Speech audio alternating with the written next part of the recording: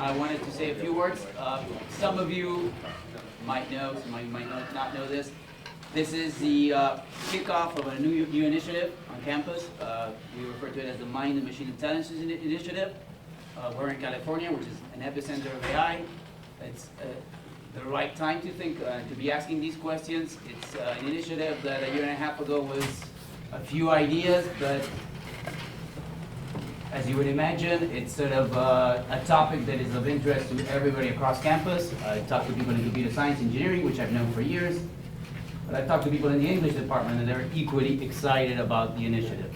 We put this together, and UCSB was enthusiastic, and through a very generous gift of Duncan and Susan Menichamp, which have many times supported the campus on these initiatives, we're starting this initiative, and the goal of this initiative is to bring together people that study the human mind, the brain, and people in the engineering and the sciences studying artificial intelligence, bring them together and try to understand the capabilities of the human mind and brain and of machines.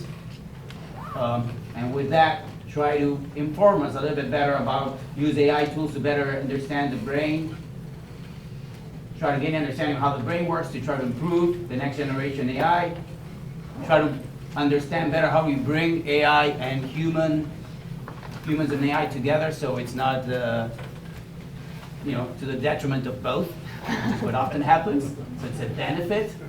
Trying to figure out if sort of these deep questions about whether AI is it going to benefit us or is it going to dumb us down? I know everybody's concerned about that. So that is at least the initial thoughts or the starting point for this initiative. It's again, it's going to run across the whole campus, and this is sort of the first sort of workshop where we're bringing people from different areas, including computer science, neuroscience, psychology, and economics, and try to put them in a room and try to figure out answers, but perhaps more importantly, figure out what are the right questions.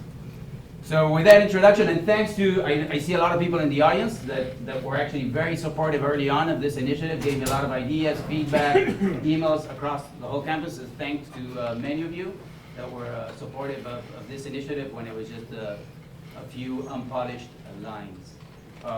With that, I am very happy to introduce, it is our honor to have Melanie Mitchell here to give our first public lecture for the workshop.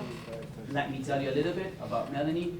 She's the David Professor of Complex Systems at Santa Fe Institute, and also is a professor of computer science at Oregon State University. Her research interests are in cognitive science, artificial intelligence, and complex systems. She's published in all of those topics. She's published 6 books. One of them was in 2009, Complexity, a Guide Tour. Let's see if I get those right. And that won a number of awards. It also was included as the top 10 best science book, according to Amazon.com. And she also has a book that came out in the end of 2019, is that correct? Called Artificial Intelligence, a Guide for Thinking Humans. And it's a great book. I read it on just 3 days ago. Got my long flight from Madrid to Santa Barbara with all and I could not put it down. I'm 80% done, but I really highly recommend it. But it hits the right spot, and it flows really nicely, and it sort of explains a lot of these complex ideas of AI in simple terms and gives you a nice historical perspective. So today, the title of the talk is Can Analogy Unlock AI's Barrier of Meaning? So let's welcome Melanie.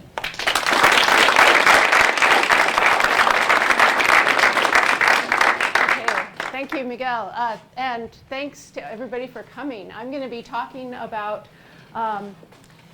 what I believe is one of the missing links in making AI actually intelligent, which is the ability to make analogies. So I'll talk about that. But let me start back at the beginning in 1950s when Frank Rosenblatt, a psychologist who invented the perceptron, the sort of great-grandparent of today's deep neural networks.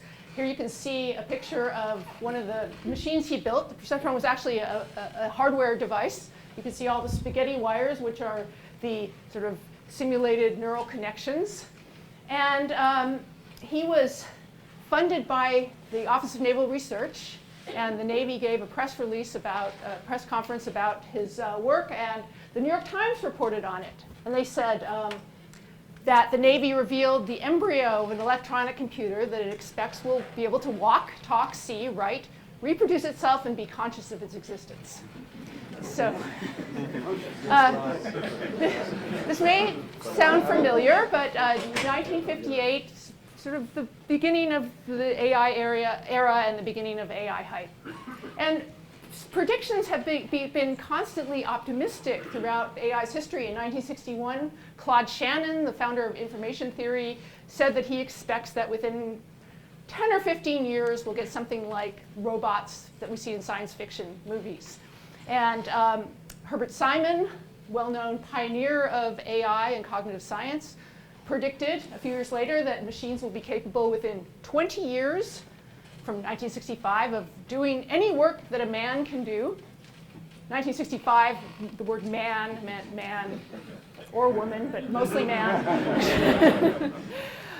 Marvin Minsky, a few years later, predicted that within a generation, maybe 20, 25 years, the problem of creating AI will be substantially solved. Well, obviously none of these have come to pass yet.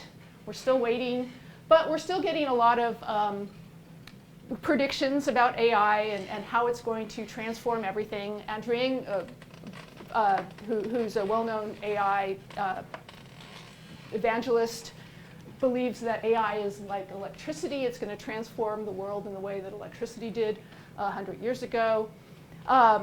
He's very optimistic, but of course other people like Elon Musk are a little more worried that AI is our biggest existential threat and we're summoning the demon.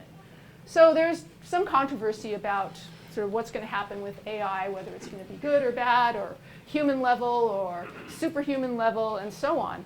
But right now, people are really excited and taking this seriously because of what's called deep learning, this field that really is inspired by the brain, the way the brain works.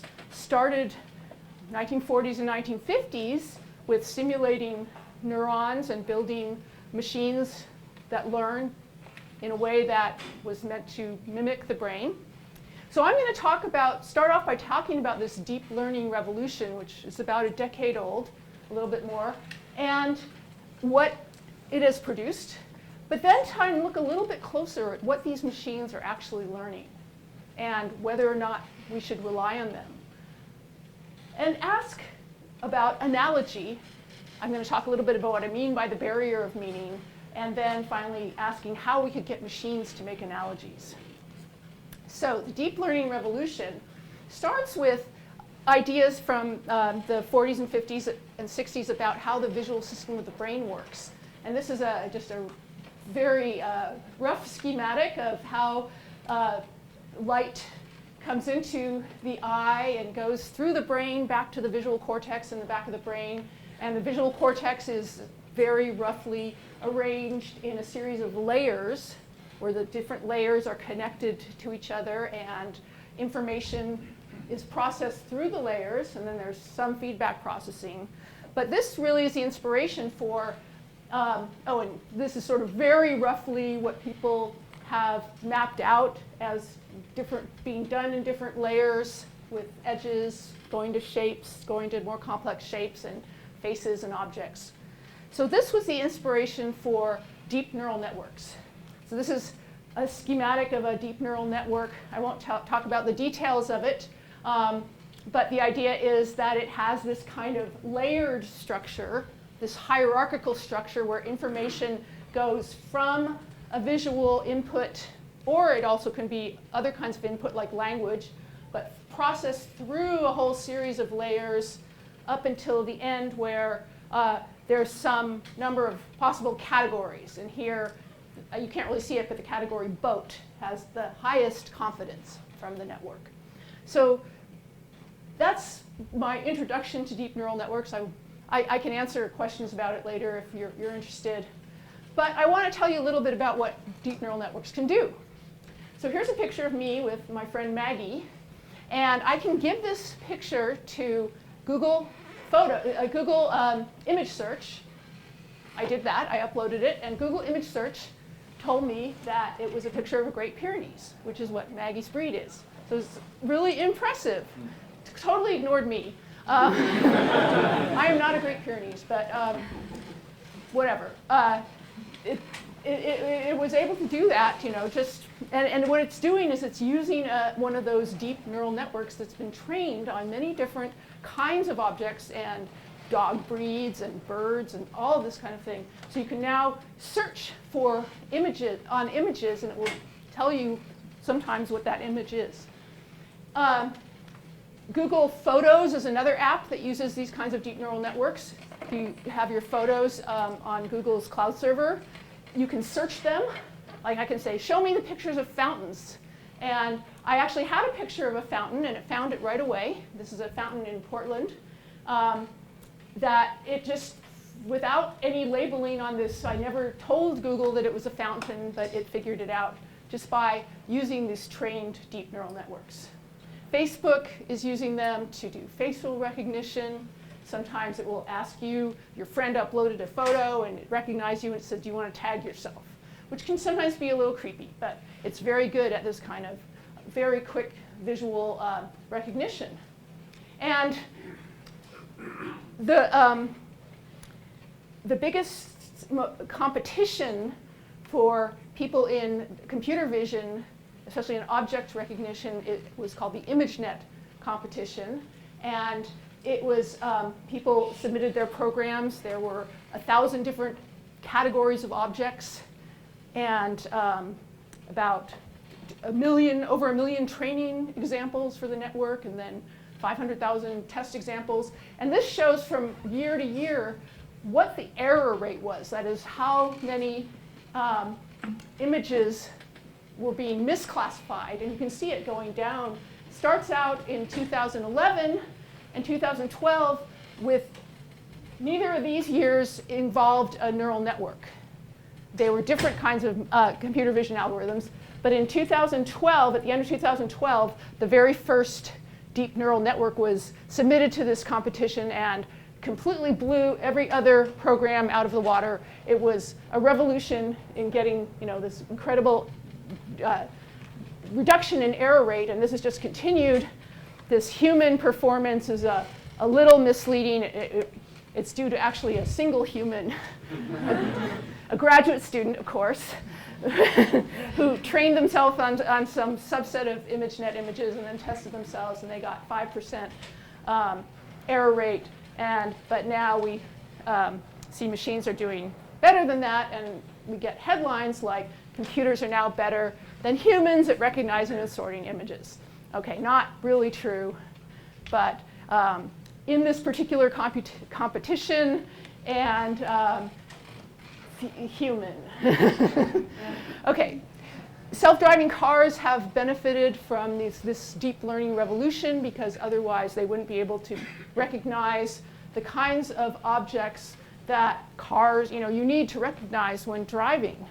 So under the hood, literally, in a self-driving car is a deep neural network vision system.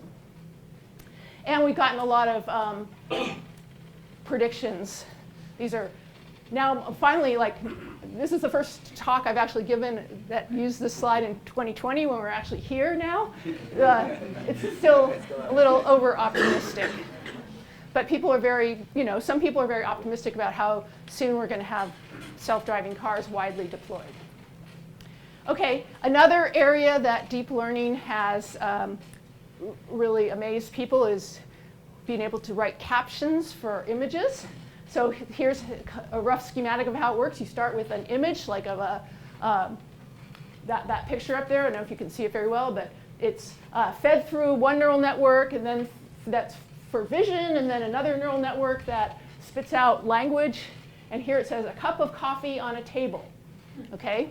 And in fact, a group at Google and another group at Stanford trained neural networks like this on pairs of images and human-labeled captions, human-written captions from Flickr.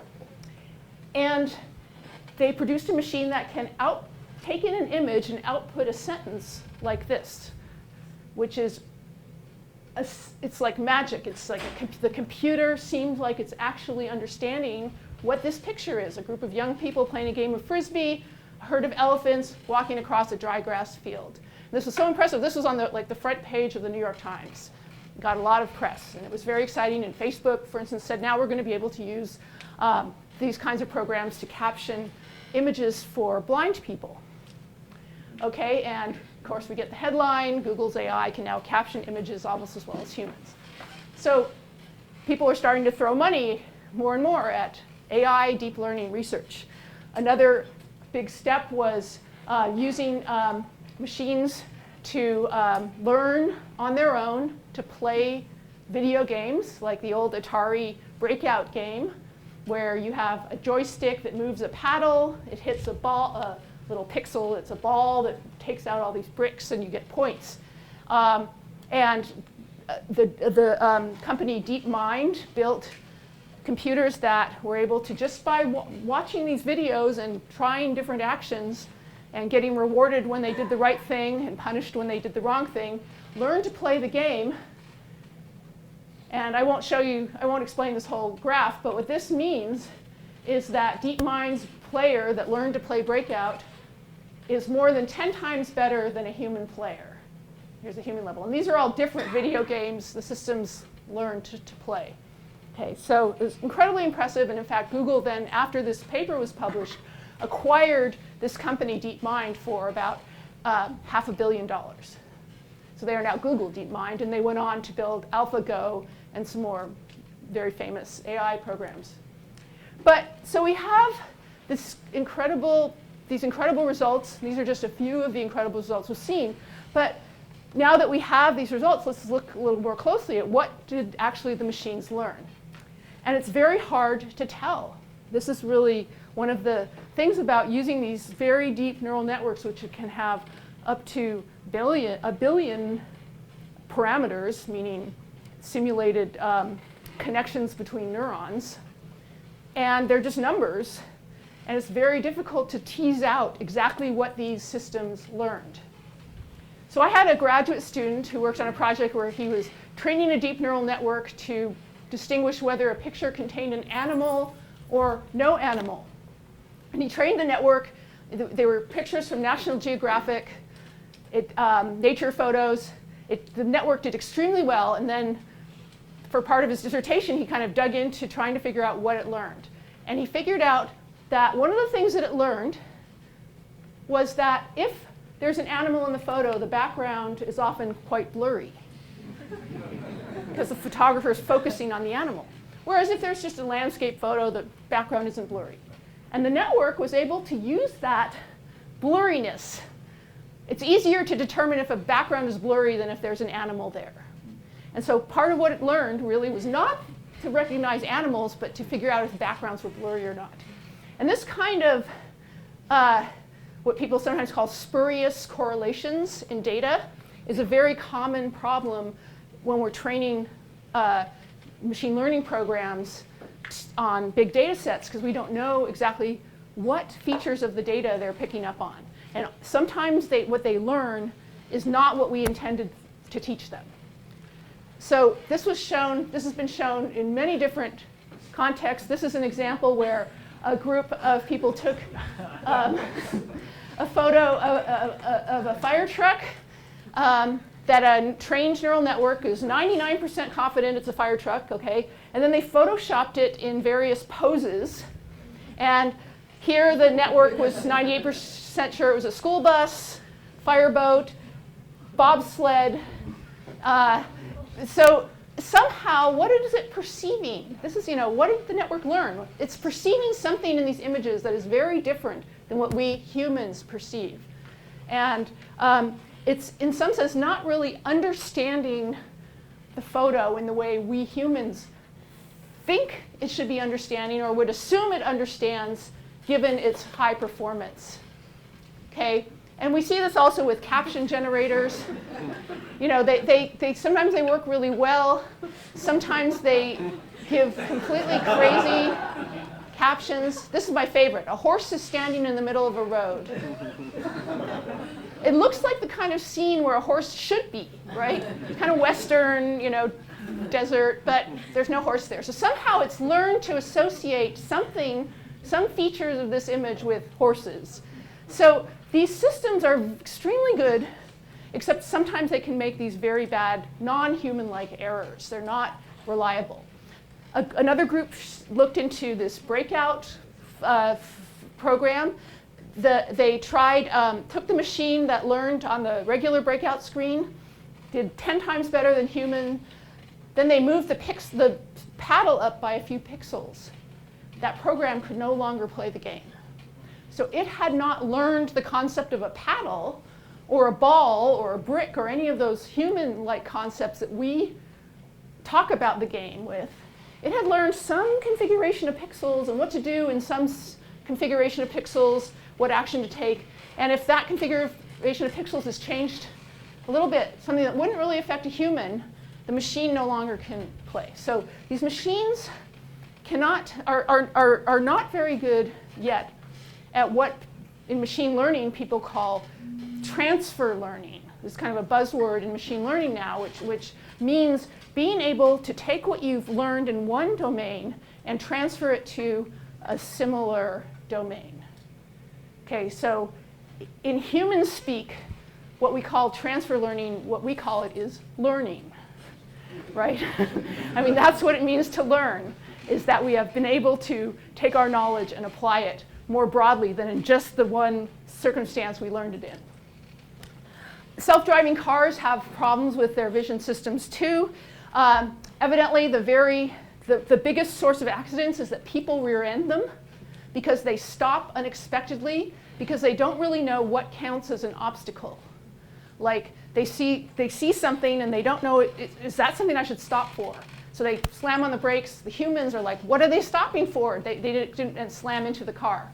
So this is an issue. And just today, I was going to say, I'll come to another thing about self-driving cars. But an even more worrisome aspect of vision systems these days with deep neural networks is what people call adversarial examples. So some of you, I'm sure, have seen these pictures before, but the idea is you take a neural network that's been trained on, say, the ImageNet data set. It can recognize school bus. It can recognize, I'm not even sure what these things are, but it gets them all right. Then an adversary, a human adversary, can design some perturbations, like this kind of noisy-looking image. This is actually highly magnified. The noise is very subtle. Add it to this. It looks exactly the same as to the human. So this image is this image, pixel by pixel added to this image produces this image. It looks exactly the same to us, but now in every case, the neural network is very confident it's an ostrich. Okay, and that's because the adversary has targeted the ostrich category and said, I'm going to create some noise that will force this neural network to say ostrich. Okay, so this neural network is clearly, it's correct on all these things, but it's not perceiving them in the way that we humans perceive them, because we can do these perturbations, and that completely changes the category. People have shown this also for like physical adversarial examples, like these adversarial glasses frames that were designed to fool facial recognition programs.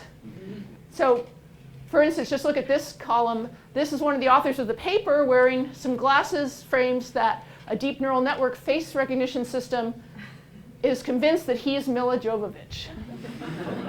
So these are all, proof of concept examples by like the good hackers who are showing you, like, this is this kind of stuff that could happen.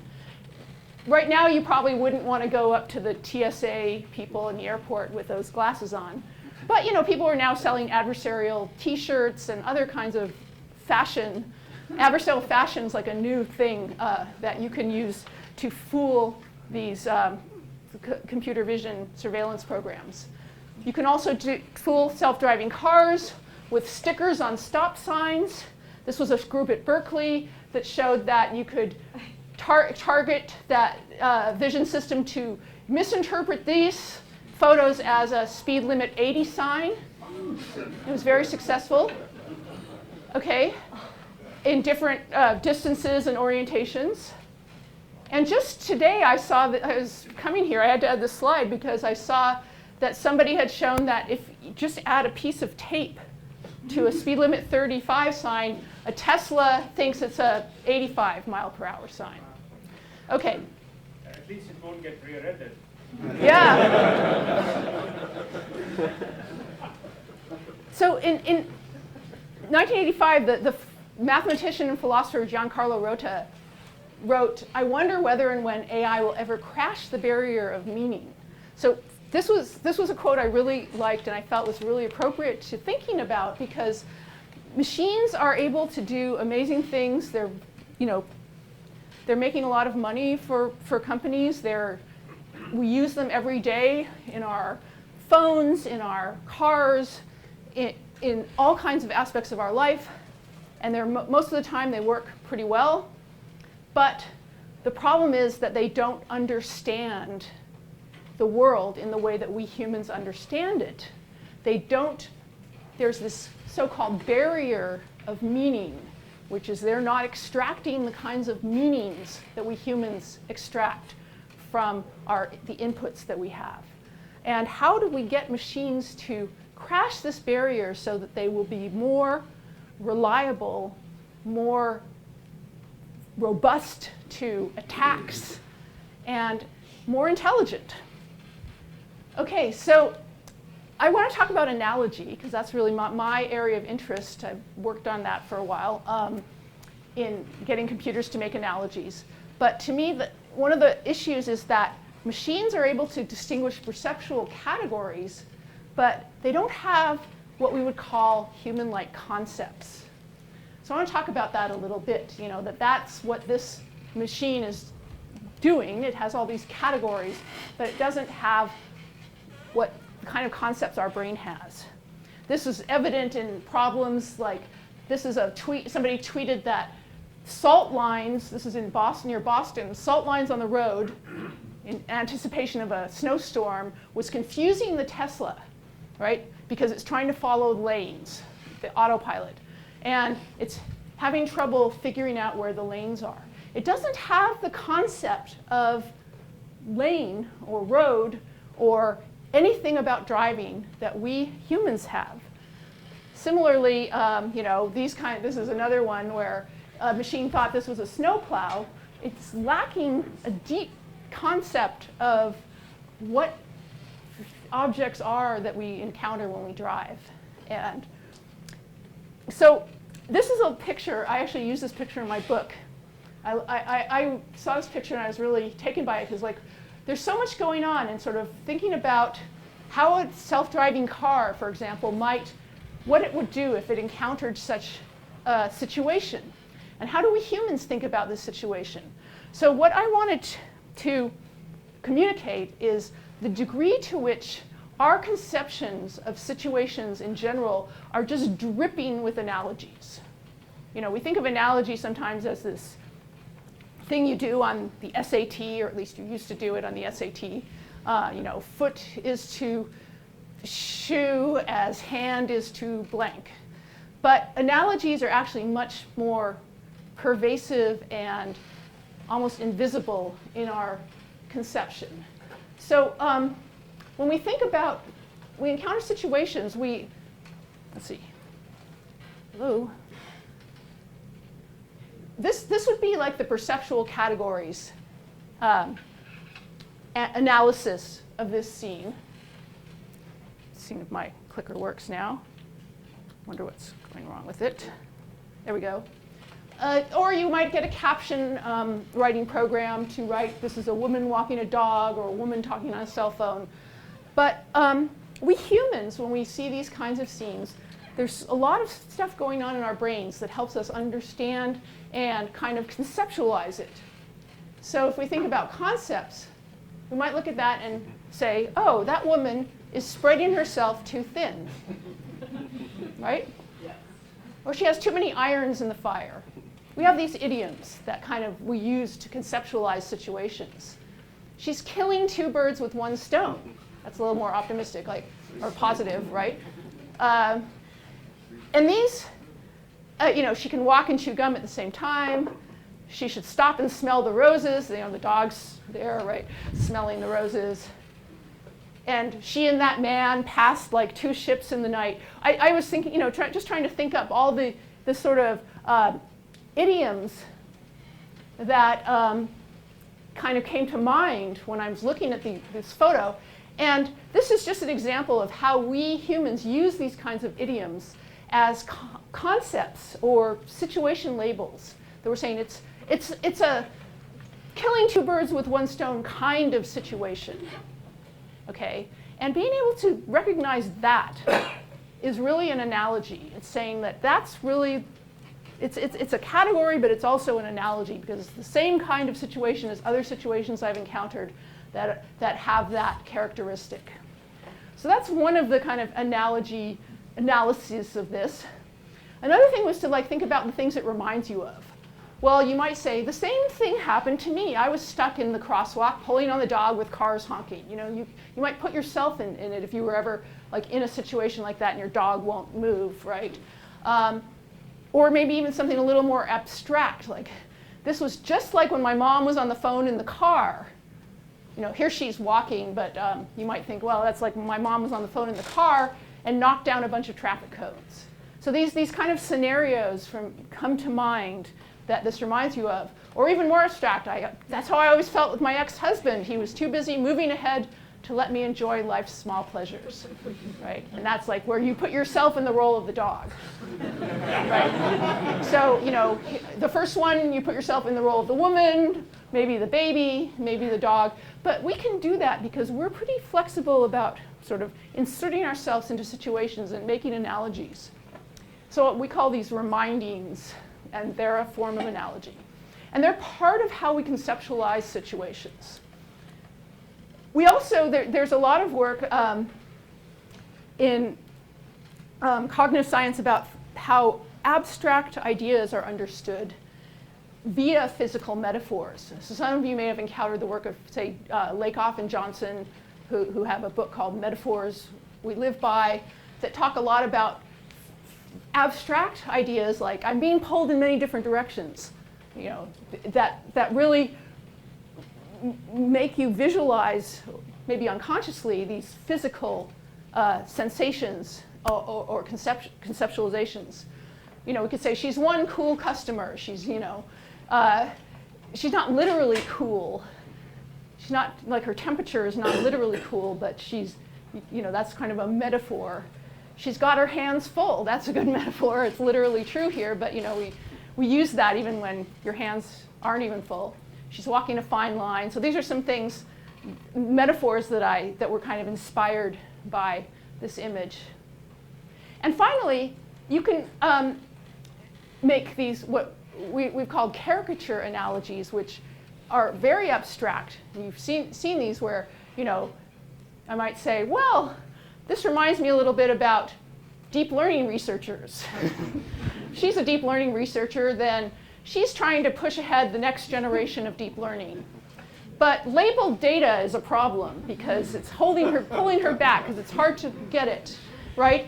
And over here we have this guy who's going in a completely opposite direction, this good old-fashioned AI approach. And you can go on and on. And I'm sure you could, I just kind of made this up, and you can probably come up with other ones. But this is how we think about situations. And so the question, can analogy unlock this barrier of meaning, is I think it's possible that analogy is really the missing piece. So what is analogy? Analogy, to my mind, is mapping the abstract essence of one situation to a different situation, which is what if you look back at all these examples, that's what was going on.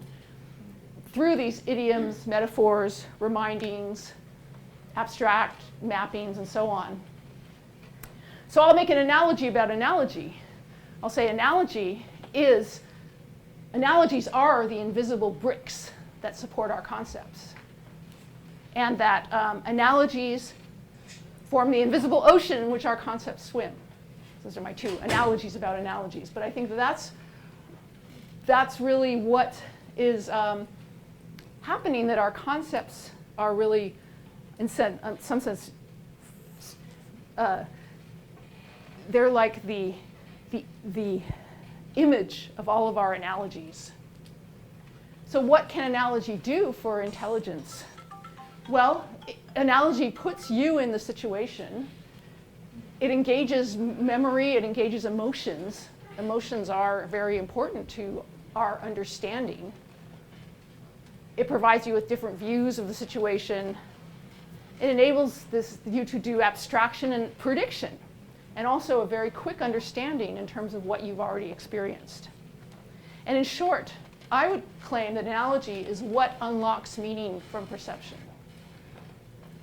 So this book by Douglas Hofstadter and Emanuel Sander, called Surfaces and Essences, Analogy is the Fuel and Fire of Thinking, is a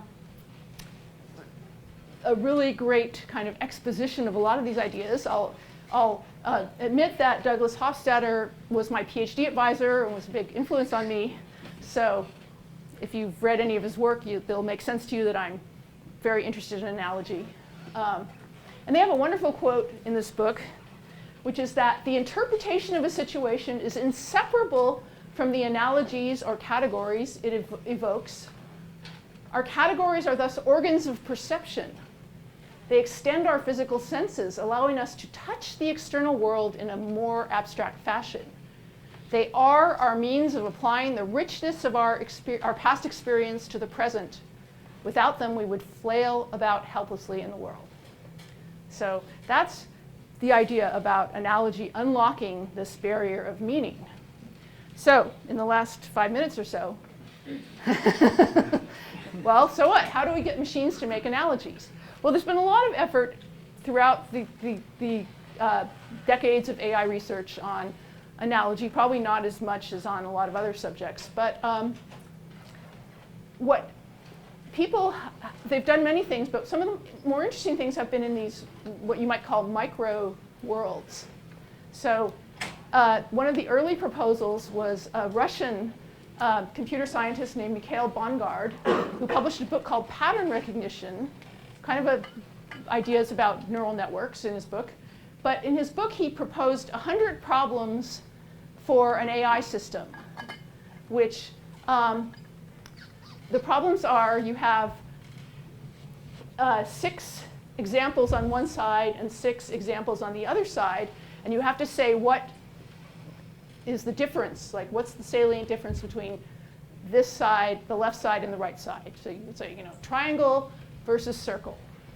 Okay, so it's like a classification problem, but with only 6 examples, which is not enough for a deep neural network. Typically, it usually needs more like 1 million. Okay, here's another one. So anybody see this one? Vertical versus horizontal. That one's pretty easy for humans, at least. Triangle, quadrilateral. How about this one? 3 versus 4. Right, so these are very abstract examples of these different concepts, but the analogy part is trying to figure out what's sort of similar in them. And I will say that some people have worked on getting machines to do these Bongard problems, but no one has been successful at getting a machine to, without a lot of human input, trying to sort of reduce these to logical form. Nobody's been able to solve these problems. Okay, these were too hard for everybody, so Hofstadter proposed this domain of letter string analogies, like this. If ABC changes to ABD, what does PQRS change to? Okay, and PQRT, right? So although, there's no single right answer, but most people say that. Now, if we make it a little different, we humans tend to group these things, right? And I'll just go through this kind of fast. There's a lot of different we came up with thousands of these problems, and I wrote a program to solve them that basically tried to take concepts, simple concepts that the program knew, and apply them in any possible input that it got. I don't have time to show you, but I wrote a whole book about this called Analogy Making as Perception. And now I'm trying to take some of those ideas and apply them in a more real-world setting, the setting of visual concept recognition. So this is where we have a visual concept like walking a dog, right? And we try and get a computer to recognize it. And you might learn, for instance, that here's what dog walking is. It's a person holding a leash, the dog's attached to the leash, and they're both walking, okay? And we have to sort of recognize those different aspects in the images. But then we try to apply that to things like this. Wait, you only told me there was one dog, right? Or this, they're not walking, they're running. Or this, where, wait, that's not a dog. Okay, it's not a walking the dog example, but it's analogous. And you can kind of get all these weird versions, where people on skateboards, people on bikes and dogs on skateboards. And this was still called thus walking the dog. So people recognize these as part of the concept. And there's all kinds of different versions of this. And this is just to show you, this idea of conceptual recognition is all about making analogies. And I think that's something that's currently lacking in our machines. So just one more quote that Hofstadter and Sanders said, without concepts there can be no thought, and without analogies there can be no concepts. And I'll just add to that how to form and fluidly use concepts is the most important open problem in AI. And I talk a lot about it in my book. And thank you for listening.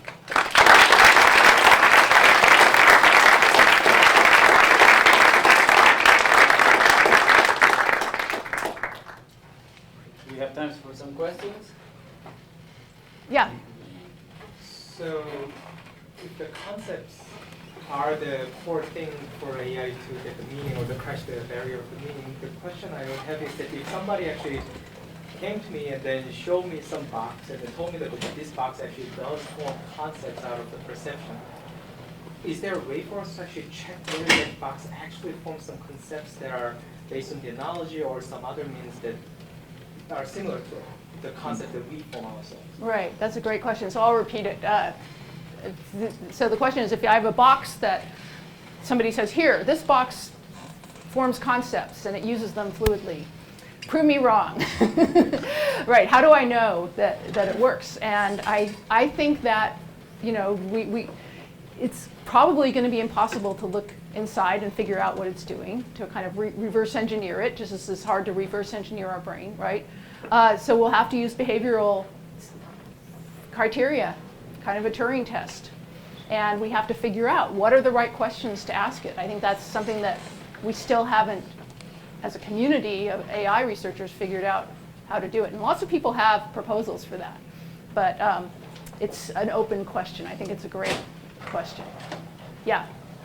So when you were showing the image with the woman talking on the phone, you presented a lot of interpretations.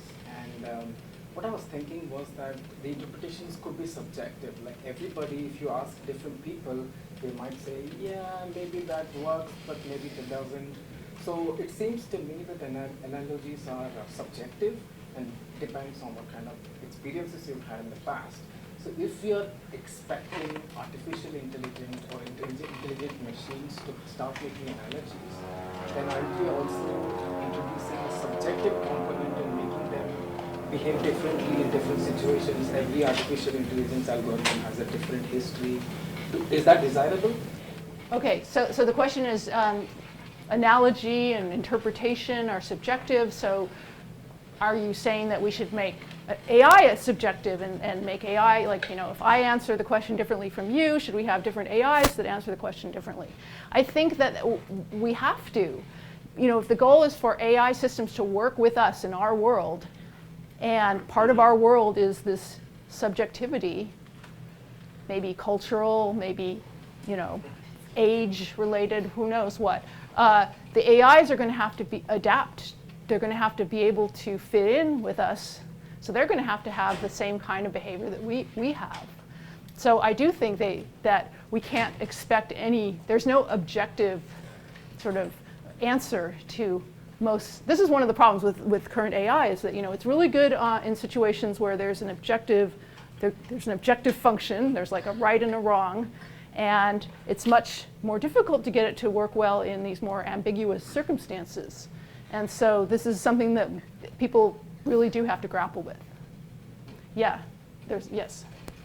So often I'll hear, I'm curious on your take on this, often I'll hear, well, humans are good at analogies, or we have an intuitive physics understanding, or we're embodied in 3 dimensions, and so we really have good spatial maps. And so all of these things now become desirable for AI systems. So then you just crack open the first chapter of a developmental psychology textbook, and you realize that kids don't need millions and millions of examples to do what appear to be very, very challenging things for modern AI systems. So then you sort of invoke, well, geez, evolution. And now, from the person as somebody who's practicing trying to make better algorithms, I'm totally stuck, because for me, evolution might as well be God. Right, I have no idea how to utilize that knowledge for the sake of making a better machine. Comments on that? Okay, so the question was. The question is, how would I? I want to make sure that the camera can hear it. Yeah. So kids can learn things without seeing millions of examples, and maybe they have some innate biases that are evolution or embodiment, or, you know, details about our world. How do we deal with that when we're trying to create machines? And the answer is, it's a hard problem, right? I mean, no, it's why we haven't gotten there yet. Maybe we can't. I think one of the problems is we don't know enough about the way humans develop and the way humans think to know, and we only have that one example, right? And there's still a lot to learn there. One of the reasons for this whole initiative, right, is to bring together like people in AI with people who are working with human development, or even maybe evolutionary biology, to try and say, like, what is it that we actually need? Do we have to like recreate 4 billion years of evolution, or can we is there a shortcut? And I don't think anyone knows the answer. But more and more, I think people in AI are realizing that a lot of like language and things that we want these systems to be able to master do rely quite a bit on us having bodies and being embodied in the world and having certain biases. So if we want machines that are actually going to understand in a robust way our language, maybe they're going to have some of that too. But I think that's a really good open question. Yeah? Some of the more complex conceptual advancements have been with something like mental modeling or Gedanken experiment. Is that more of is that also a form of analogic thinking that's more complex? So mental modeling is a very broad area, I guess. Well, take the Einstein general relativity, you know, there's scenario thinking there. So you mean like using your imagination to think about, I'm still not sure what you're getting at there. The railroad train, you know, when the whole business about relativistic timing there having to do with a scenario situation. Right. Is that analogic thinking? Yeah, so the question is like, do Einstein and other people who do these Gedanken experiments use analogical thinking? Do they use analogy? And I think yes, the answer is yes. In fact, in that book I mentioned, Surfaces and Essences, they actually go through Einstein's theory of relativity and show how it's based on analogical thinking. And yeah, so it's a very interesting thing that analogy, shows up in these really low, kind of everyday situations, but also in these very high-level scientific thinking. So, Yeah. so basically, what you need is sort of conceptual abstractions, right? So what you're talking about analogies is sort of way out there in terms of what you want to accomplish, in terms of really creating sort of human-like intelligence. If I were a self-driving car, all I want to know is, my God, that woman is a real threat. Anything could happen with the dog, the stroller, or something like that. So there must be some middle ground between just the regression that deep learning is doing, which is just more powerful regression, and analogies. There must be some level of conceptual abstraction that goes in the middle, right? Right. Which is what real AI has been trying to do. We've got forgotten. People make money with deep learning. Now we are using AI again, right? Yeah, so the question is, for like driving, do we have to go all the way to human intelligence? Or is there something in between what we have now, which is not reliable enough, and all of human intelligence? I think the answer is yes, there is. But what's going to happen is that, I think full-blown driving, the way that we do, this is my speculation, does take all of human intelligence to do it in a trustworthy way. And obviously we humans aren't that trustworthy either, because we do all kinds of, we make mistakes all the time. But self-driving cars, I think the realization is coming that we're going to have to meet them part of the way with our infrastructure. So that we're not going to be able to just stick a self-driving car on the road and let it go everywhere or do anything a human would.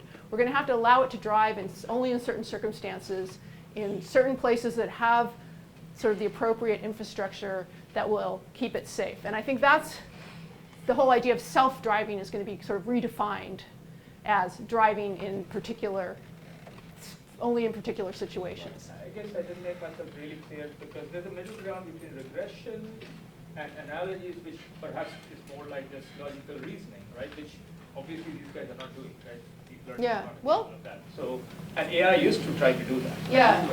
So logical reasoning. I think self-driving cars actually do use a lot of rule-based approaches combined with deep learning.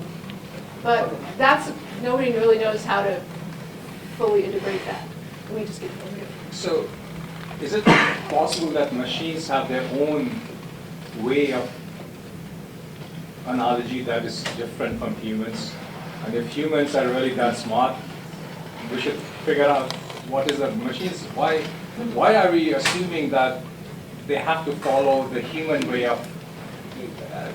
Right. They could evolve in a completely different way, and if we are smart enough, we need to figure out how they are. Right. working. So the question is, how can't machines have their own kind of analogy making, and intelligence is different from ours? Yes. And in fact, when I was building my program, it would sometimes come up with answers that made no sense to me, but later on I kind of figured out, oh, that's what it's doing, and it actually had some kind of logical sense. So in that sense, yes, it was different than mine. But the problem is we want these systems to work with us in the world, right? And but then it is just as it is for machines to figure out the human versions, it's as important for humans to figure out the machine version. So it's not the ball is in the court of the machines to figure out what human intelligence is about. It should be in the human court too to figure out how machines are working. So I think that's definitely something that people are trying to do. They're trying to understand sort of what gives rise to this behavior. Why does the machine think this is an ostrich? And how can we work within the machine's general architecture to make it not think it's an ostrich? But if we want it to be reliable in telling us what's out there, we do need it to kind of think like us. Yeah. I have a chicken and egg question. So a lot of what you've been saying is about how analogies are kind of the fuel of a lot of our concepts and our thoughts. And I can see that, but it also seems possible that analogies might be the byproduct. Like, right, if you build in the right kinds of primitives and the right kinds of fundamental notions, then analogies will come out by the way that we combine those. But they're not fueling things, they're the symptom in a sense. And so I was wondering if you had a comment on sort of, yeah. Yeah. Do you think it's multi-directional or? Yeah, I don't know really, because I'm talking all at this very high level. I'm not talking about neurons and connections between neurons and more physical brain-like things, and I have no idea what's going on with respect to that. So it could be, you're right, that there's this, like, stuff going on in analogies, a side effect, but it seems to be a very valuable side effect that we use all the time. So, yeah. So I guess for practical purposes, when you want to create artificial intelligence, you want it to be better than humans at some things if you are interested in applications. But then you want artificial intelligence to actually become like humans. You want them to behave exactly like humans do, and we come with our own faults and errors and our mistakes. So is that a paradox? Do you foresee a situation where we can make an artificial intelligence that truly thinks like humans, yet are better than humans, so that we can use it for some practical purpose? I think that's a very deep question, and I've thought about that quite a lot. The question is, can we make machines that are think like humans, but don't avoid some of our sort of the bad parts of our thinking, like our cognitive biases or bad our inability to do probability or something, right? And I think a lot of people sort of have this idea that we're going to have this super intelligence, right? There's even a book called Super Intelligence, and the idea is that we're going to have machines that are as smart as humans or smarter, but they don't have to sleep, they don't have to, they don't get bored, they don't text while they're driving. So they're super intelligent. And then there's all kinds of dystopian scenarios that you can go from there. But I'm not convinced that that's possible, because I'm not sure that you can have all this generality and kind of fluidity of our thinking without having some of these biases and bodily needs. I think it's an open question. Yeah. Let me go one more over here, and then I'll come back here. I don't know how much time we have. We have a few more minutes. Okay. Yeah, go ahead. So you mentioned analogies. It caught my attention that analogies has to do a lot with our body, right? Hands. And so I would like to ask you what you think about embodied intelligence, because I feel like many people who do research in AI, they're kind of gnostic. Because Gnosticism is this whole idea that proliferated during the heritage of the Catholic Church, in which people thought that mind and body were completely different, and the body was imperfect, and the mind could only be perfection, right? So many people are just, thinking about developing these algorithms in a more thinking like, oh, it's a brain, but forgetting that the body actually shapes a lot of our thoughts. So do you perhaps believe that maybe giving a body to this sort of machine would help perhaps developing this analogy criteria, perhaps, right? Yeah, so you're asking about embodiment, whether we can, the sort of the Cartesian approach to AI now, which is like brain in a vat, sort of like we have this disembodied intelligence. Is that ever going to achieve the kind of analogy making that I'm talking about here? And I think, the answer is I don't know. I tend to sympathize with the embodiment crowd that says the body shapes the way we think. I think that's absolutely right. Whether that's necessary to have a body to be able to think like that, I really don't know. Maybe evolution. It's one of those evolutionary things that that you could actually have some kind of shortcut. But I'm also, I admit, I'm agnostic, just like everybody else. But I'm definitely very sympathetic to the body being extremely important in all of intelligence, all of human intelligence. There was one question over here, yeah. And then last question. Well, I guess what should the goal be? Should the goal be to try and make a machine more like a human?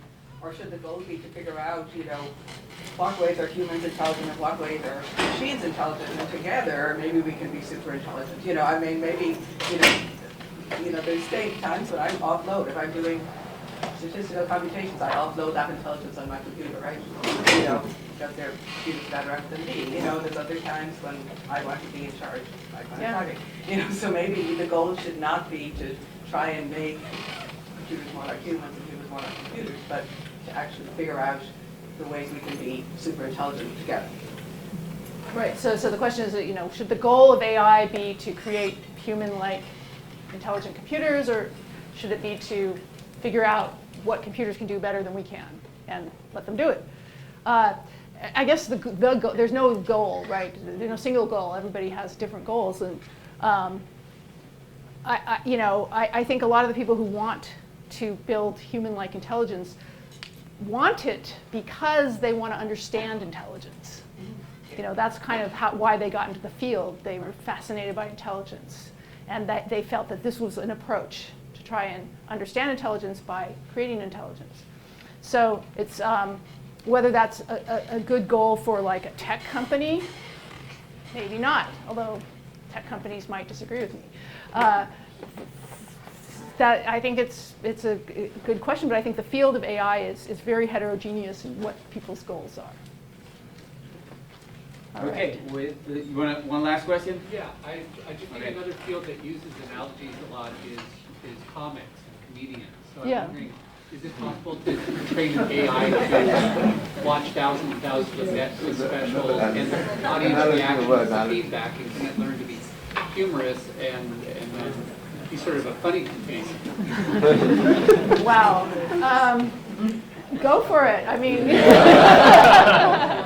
I'm wondering if you can take an AI that's successful at driving or humor, and say you're good at humor, and then maybe change it to the medical field, and then it's good at having a sense of tumors.